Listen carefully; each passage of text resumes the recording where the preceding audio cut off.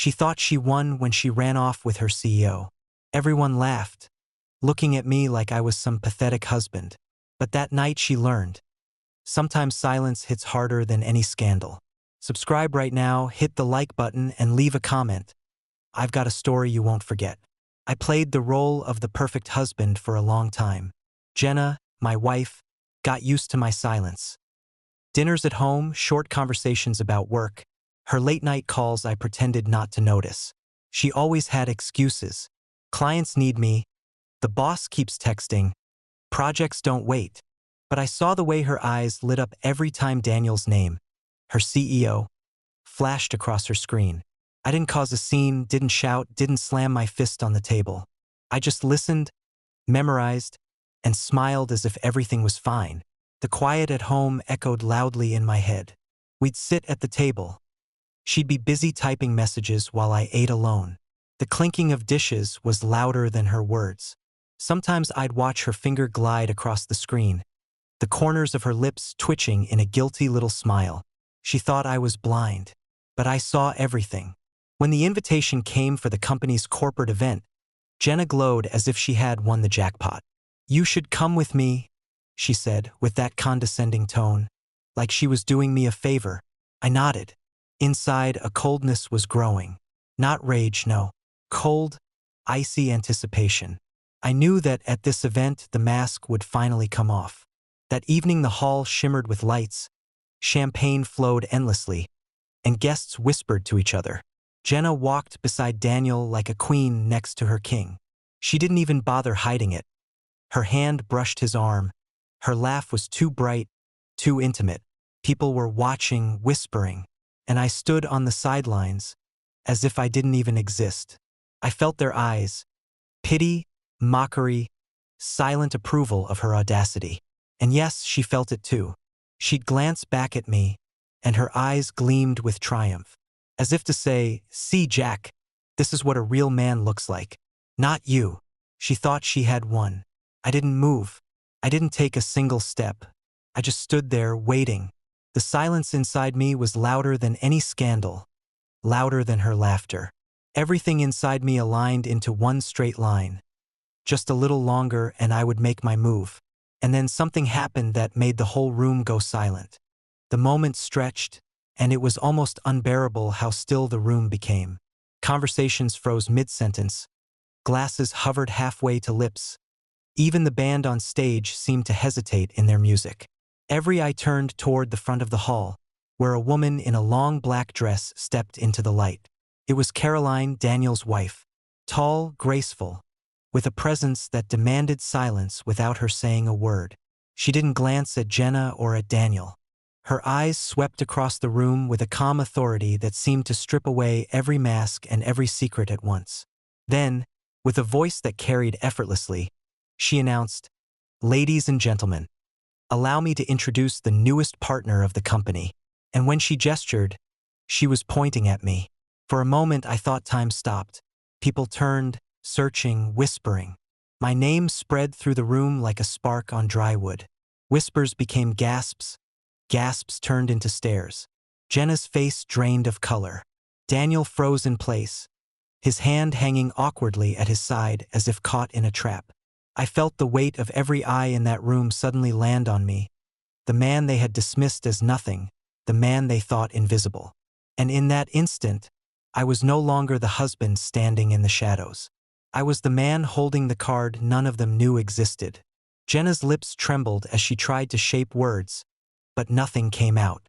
Her eyes darted between me and Caroline, as if trying to put together a puzzle that no longer made sense. Daniel's jaw clenched, his polished smile faltering into something ugly and raw. I didn't gloat, didn't even smirk. I just stood calmly, hands clasped, letting the silence do what anger never could. That silence wrapped around Jenna like a rope, pulling tighter with every second she stood there exposed. People began murmuring again, but this time it wasn't about Jenna's charm or Daniel's charisma. It was about me. Men who had laughed earlier now looked uneasy. Women who had pitied me now stared with wide-eyed respect. Caroline walked toward me with slow, deliberate steps, her heels echoing against the marble floor. She extended her hand, And when I took it, she didn't let go immediately. Her eyes locked on mine, steady and sharp. "Welcome," she said, her voice low but carrying enough to reach the ears of those who strained to hear. "We've been waiting for this moment." Jenna blinked rapidly, her face a mask of disbelief. She had spent months building this fantasy with Daniel, convinced she was stepping into a world of power and luxury, only to find herself standing on quicksand. She wanted to speak, to laugh it off, to dismiss it as some kind of joke. But she couldn't. Her throat closed up, her pride choking her. Daniel forced a smile and tried to recover. "Well," he stammered, "it seems we have quite the surprise tonight." But even his voice lacked conviction. Everyone could hear it, the crack in his confidence, the unraveling of the image he so carefully cultivated. I felt the chill of the champagne flute in my hand and raised it slightly, as if offering a simple toast. No words, no speeches. Just the motion itself was enough. People mirrored me, glasses lifted in quiet solidarity, though no one knew exactly why. It was instinct. The tide had turned, and they could feel it. Jenna stood rigid, her arm still brushing Daniel's sleeve. But suddenly it wasn't elegant or romantic. It was desperate. The image of a woman clinging to something that was slipping away before everyone's eyes. The music resumed faintly, but the air didn't return to normal. The tension remained thick, as though every guest now weighed their own loyalties, their own reputations. Jenna finally moved, stepping toward me as if she might salvage something. "Jack," she whispered, her voice trembling. "What is this?" I looked at her, really looked at her, and in that glance I gave her all the answer she would ever need. She realized then that I hadn't been blind, hadn't been weak, hadn't been silent because I was afraid. I had been waiting. Caroline, standing beside me, placed a hand lightly on my arm. Not intimate, not flirtatious, but deliberate. A signal. She didn't need to say a word. The message was already clear. Jenna had never been the winner she imagined herself to be. And Daniel, the powerful CEO, no longer looked like a king on his throne. He looked like a man whose empire was about to face its first real storm. The rest of the evening blurred into fragments. Laughter returned in small, uneasy bursts. People drifted into groups, talking in hushed tones, sneaking glances at me as though I was suddenly someone they had to reconsider, someone whose presence shifted the entire balance of the room. Jenna stayed close to Daniel, her movements stiff, her smile forced, but her eyes never left me. She wanted answers, explanations, anything that might help her crawl back from the ledge. But none came. I kept my silence, and that silence spoke louder than any revelation I could have given. When the night drew to a close and the crowd began to thin, Caroline approached again. She carried herself with the same quiet power, her gaze unwavering. Daniel tried to intercept her, to murmur something that might soothe the situation, but she brushed past him as if he were nothing more than a shadow in her path. She stopped in front of me, close enough that Jenna could see every word pass between us. "You should come by later," Caroline said, her tone calm, measured, but loaded with intent. "We have things to discuss." The look in her eyes told me it wasn't just business. It was something else, something that left Jenna frozen in place, unable to breathe. Daniel's face twisted, but he couldn't protest without revealing everything. Guests nearby pretended not to hear, but their ears burned with curiosity. And in that charged silence, a new line had been drawn, one that none of them expected. I nodded once, simple, controlled, while Jenna's nails dug into the fabric of her dress as if holding herself together. That night wasn't over, not by a long shot. But I didn't need to say a single word. The shift had already happened, and there was no going back.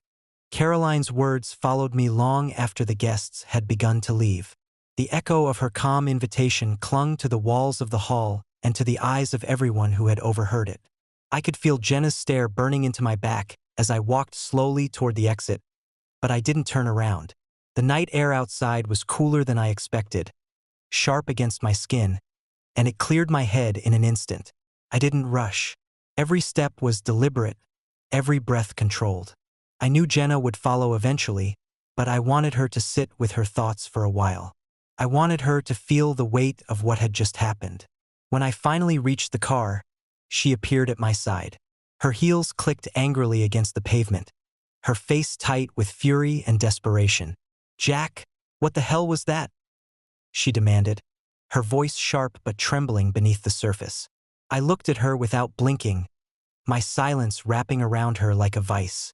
She shifted, uncomfortable, then pressed on. "You've been hiding this from me? You partner? Since when? How?" She needed answers, but I wasn't about to hand them over.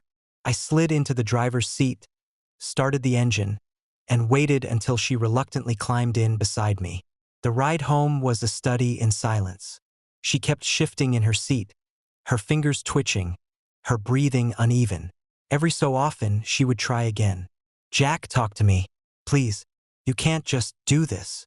But I could. And I did. I drove through the city lights without a word, letting the rhythm of the tires on the road replace every sentence I refused to say. She grew smaller with each mile, her authority over me evaporating like mist. When we finally arrived, she stepped out first, slamming the door behind her. Inside the house, she turned on me again. "I deserve an explanation," she cried, pacing the living room like a caged animal. "You humiliated me in front of everyone. Do you have any idea what people will say? Do you have any idea what you've done to me?" That last word, "me," hung in the air like a confession. She didn't care about us, about the marriage, about the years we'd built. She cared about her reputation, her pride, her fantasy of climbing into Daniel's world. I saw it clearly now, and so did she, though she would never admit it. I stood in the doorway, calm as stone. "You did this to yourself," I finally said, my voice low even. It was the first time I had spoken all night, and the effect was immediate. She froze, her mouth half open, as if the sound of my voice carried more power than all her shouting.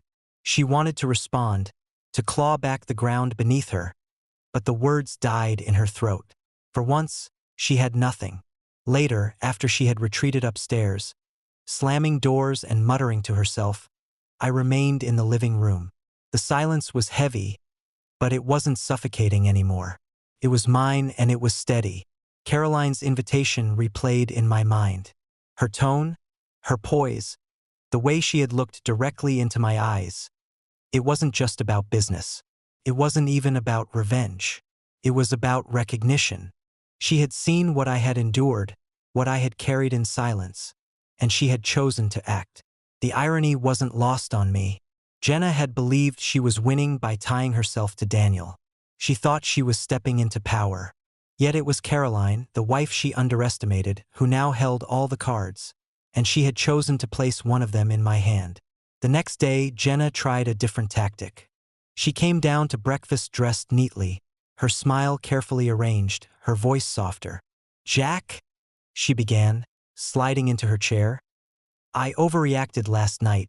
I just wasn't expecting any of that. Caught me off guard. You should have told me what you were planning." She laughed lightly, a false sound that grated against the quiet of the kitchen. "I mean, partner? That's huge. That's amazing. We should be celebrating." I stirred my coffee slowly, letting her dig her own hole. Her eyes searched my face, desperate for some crack, some opening. "We can get through this, right? We've always been strong together." Her words were poison wrapped in silk. I had heard them all before in one form or another. Promises, excuses, justifications. She wanted me to forget what I had seen, what I had endured, as if I could erase the memory of her leaning toward Daniel, her smile brighter for him than it had ever been for me. I finally set down the cup and met her eyes. "It's not we anymore." Just 4 words, spoken without anger, without raised volume. But they landed like a blade. Her breath hitched, and for the first time, she seemed to understand that her grip was gone. She wasn't the one in control anymore. She never had been. She blinked rapidly, and then the mask crumbled. Tears welled, spilling down her cheeks. But they weren't tears of love or regret. They were tears of loss. Loss of status, loss of her fantasy, loss of the man she thought she could discard. She reached across the table, her fingers trembling. "Jack, please." she whispered. Don't do this. I made a mistake. It doesn't mean anything. You mean everything to me. The lies tasted sour in the air between us. I pulled my hand back before she could touch it. The hours that followed blurred together, but one thing was certain.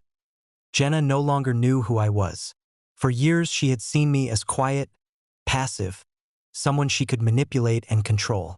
Now she looked at me with confusion, fear, and something she couldn't name. She sensed the shift but didn't understand it. That was her punishment. Not yelling, not a public scandal, but the knowledge that she no longer had access to me, no longer knew the man she had betrayed. And all the while, Caroline's words waited in the back of my mind like a promise. That evening, Jenna hovered near the window, watching me as if she expected me to explain myself, to break the silence. But I didn't. I sat with my thoughts, steady and calm, knowing the game had already changed. She thought she had left me behind in her climb toward Daniel, but she was the one left standing in the shadows now. And the night wasn't finished writing its story. The night after the corporate event, I found myself standing outside a house far larger than mine, a mansion that glowed against the darkness with its tall windows lit like eyes. Caroline had sent no follow-up, no text, no phone call. She didn't need to. Her invitation was not a request. It was a declaration. I rang the bell, and almost immediately, the heavy door opened. She stood there in a silk robe, her hair down, her face free of the polished mask she had worn at the event. For the first time, I saw not the CEO's wife, but a woman who carried her own power, independent of anyone else.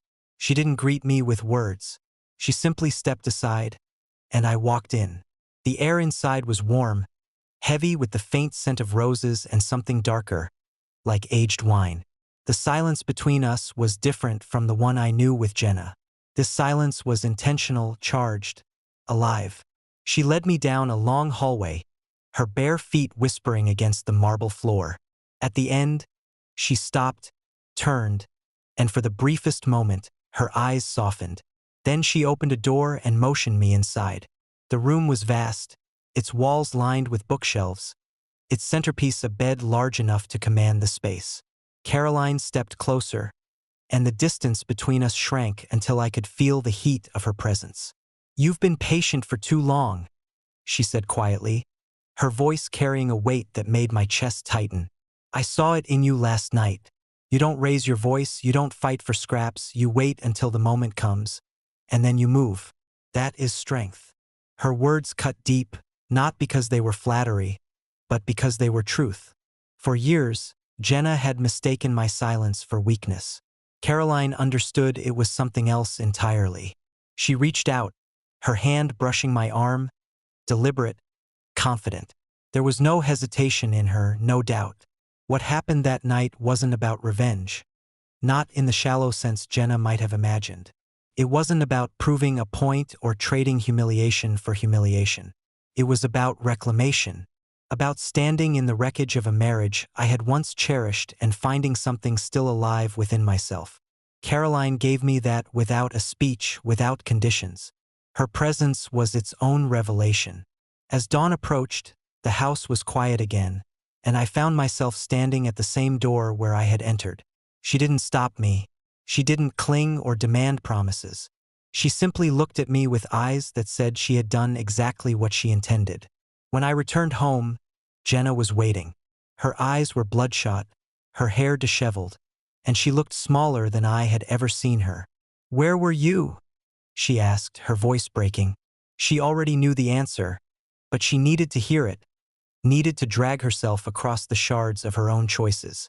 I placed my keys on the table and met her gaze without flinching. "Not here," I said simply. The truth hung in the room, impossible to ignore, and she collapsed into the chair behind her.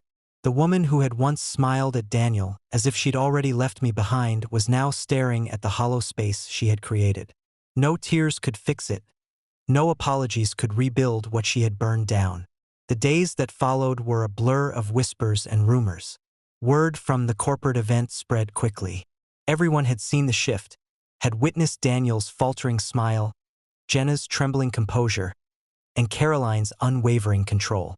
Colleagues who once overlooked me now greeted me with new respect. Friends who had pitied me now avoided meeting my eyes, unsure of what to say.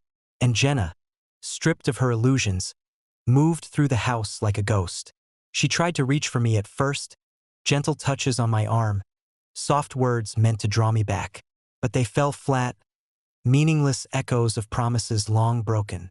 I no longer felt anger toward her, only distance, a distance she had created with every choice she made. One evening, she tried one last time. "Jack," she whispered, standing in the doorway of our bedroom, "I can change. I'll do anything. Just tell me what to do." Her voice cracked under the weight of her desperation. I studied her for a long moment, remembering all the times I had sat quietly at dinners while she texted Daniel, all the moments she dismissed me as if I were invisible, all the times she laughed too brightly at his jokes while ignoring me. And then I shook my head. "You already did everything," I said. It was the final nail, the truth she couldn't escape. She turned away, her shoulders shaking, and for the first time, I felt nothing. No guilt, no pity, just release. Caroline and I didn't speak often, but when we did, it was never about Daniel, never about Jenna. It was about strategy, about building something real, about the future. She understood what power meant, not the shallow display Jenna craved, but the quiet kind that didn't need to announce itself. Every time we spoke, I felt a clarity I hadn't known in years. The man I had been, the silent husband, the overlooked figure, was gone. In his place stood someone who no longer needed validation, someone who had learned that strength wasn't in the noise but in the restraint, in the timing, in the ability to stand still until the world shifted in his direction. The night it all came together, I sat alone in my living room, the house quiet around me. Jenna was gone. Whether she left on her own or simply drifted out of my life hardly mattered. I thought back to the night of the event, to the whispers, to the silence that had followed Caroline's announcement. That silence had been the turning point, the moment everything changed. It wasn't the betrayal that defined me. It wasn't even the revenge. It was the choice to remain calm when the world expected me to collapse. That was what turned the story upside down. And in that stillness, I finally understood something I hadn't before. Sometimes the loudest victory isn't in the words you shout or the battles you fight. It's in the quiet refusal to be broken. It's in the steady gaze you hold when everyone else expects you to fall apart. That was my victory. That was the end of my marriage and the beginning of something far greater. And as I sat there in the silence I had once feared, I realized it had become my greatest weapon. If you've listened this far, don't forget to subscribe, leave a like, and share your thoughts in the comments. Because stories like this, they don't end in noise. They end in silence that speaks louder than anything else.